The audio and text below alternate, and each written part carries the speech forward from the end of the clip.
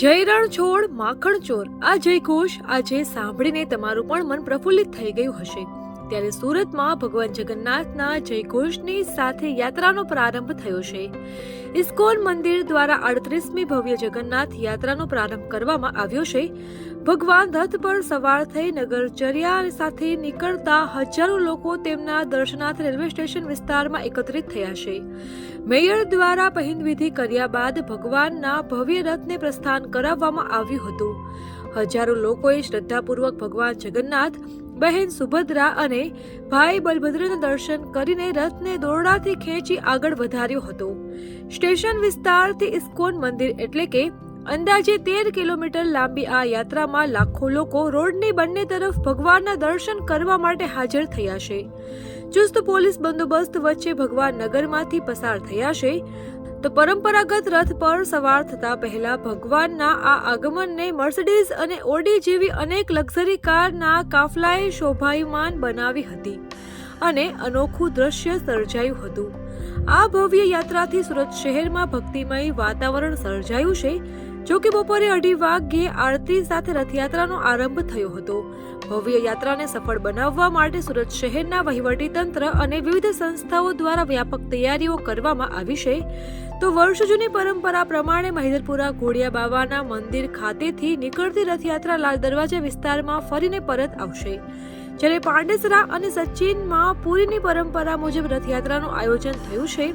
તો વરાછા ઇસ્કોન મંદિર દ્વારા બપોરે 2 વાગ્યે મિની બજાર વરાછા ખાતેથી પ્રારંભ થઈ હીરાબાગ, કાપોદ્રા, મોટા વરાછા અને સરથાણા થઈ પરત ફરશે। તો વર્ષો જૂની પરંપરા પ્રમાણે મહિધરપુરા ઘોડિયા બાવાના મંદિર ખાતેથી નીકળેલી રથયાત્રાને ભક્તોએ અનેરા આનંદ સાથે વધાવી હતી।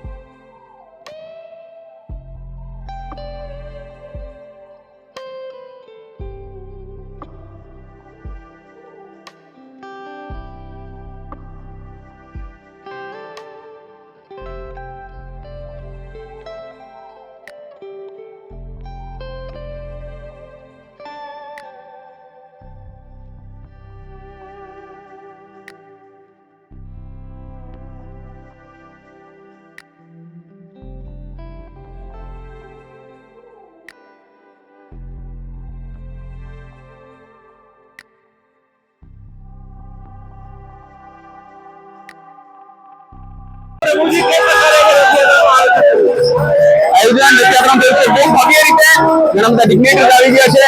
પોલીસ કમિશનર, મેયર, કલેક્ટર સાહેબ, મ્યુનિસિપલ કમિશનર અને ઘણા બીજા પણ ડિગ્નેટર્સ આવે છે। સૌથી વધારે મહત્વની વસ્તુ છે કે ભક્તોમાં બહુ જ વધારે છે, જેમાં આનંદ છે, મનમાં ઉત્સાહ છે અને તે ઉત્સાહથી જગન્નાથ બહુ આનંદમાં ભક્તોને ઉઠાવી રહ્યા છે અને બધા ભક્તો પણ તૈયાર છે ભગવાનનું જોડો ખેંચીને ભગવાનને હૃદયમાં ઇન્વાઇટ કરવા માટે। તો હરિનામ સંકીર્તન યુગ ધર્મ છે। હરિનામ સંકીર્તન કરીને બધા નામ રૂપે ભગવાનને પોતાના હૃદયમાં ઇન્વાઇટ કરે છે। પોલીસ વ્યવસ્થા કઈ પ્રકારની છે?